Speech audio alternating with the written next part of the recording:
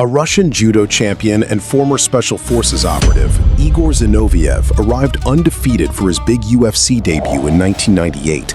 At a time when the cage was dominated by Americans, Zinoviev was an intimidating figure, bringing with him the then-obscure art of combat sambo. But as we know all too well, MMA is unpredictable and often cruel. That night, a tragic outcome would leave Igor paralyzed in front of a packed arena, burying his career forever.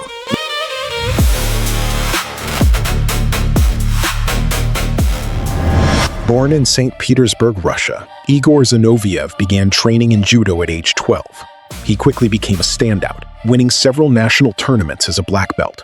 Enlisting in the military at 18, he spent nearly a decade in the armed forces, where he served in an elite special forces unit. For reasons unknown, he left the military at age 28. Around the same time, he befriended an American businessman who recognized his potential and promised to get him into the top fighting promotions in the US, where he would earn massive paydays. Igor didn't think twice. He packed his bags and left for the States. He had a passport and a dream, but the businessman ended up abandoning him, leaving him high and dry on the streets of North Carolina. With limited English, Zinoviev scraped by however he could, making connections at local gyms. The guy was the real deal, and he eventually landed a contract with the UFC's rival promotion, Extreme Fighting. In his first fight of the night, he easily defeated boxer Harold German, advancing to the finals to face Mario Sperry, a highly respected black belt and protege of Carlson Gracie. It was a hard-fought match, but after 2 intense rounds, the Russian capitalized on a mistake by Sperry and emerged victorious in the tournament's inaugural edition. In 1997, he secured 3 more wins, earning his highly anticipated ticket to the famous UFC octagon. His debut, however, came with a massive roadblock. Shamrock, an explosive wrestler who was ready to spoil the Russians' party. What no one expected was how it would all unfold. Just seconds into the fight, Shamrock locked in a perfect double-leg takedown, followed by a brutal slam that sent Igor's head violently crashing into the canvas. Shamrock's celebration and the American crowd's cheers quickly turned into dead silence and concern, as everyone realized Igor was taking too long to wake up. When he finally regained consciousness, the situation looked even worse.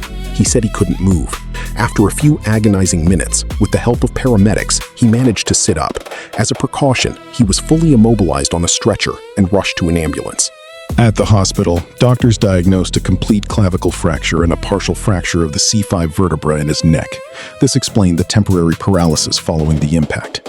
Even so, doctors stated that Igor was incredibly lucky. If the spinal fracture had been just slightly worse, he could have been permanently paralyzed from the neck down.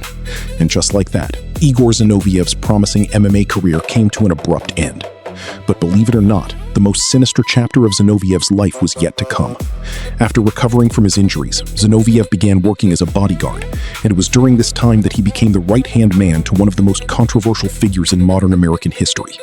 Zinoviev had always avoided speaking out, but he finally broke his silence in a 2023 interview. He claimed he was aware of his boss's bizarre habits, but chose not to get involved, keeping the relationship strictly professional. Today, at 59 years old, Igor Zinoviev lives a quiet life with his wife and daughter in New Jersey.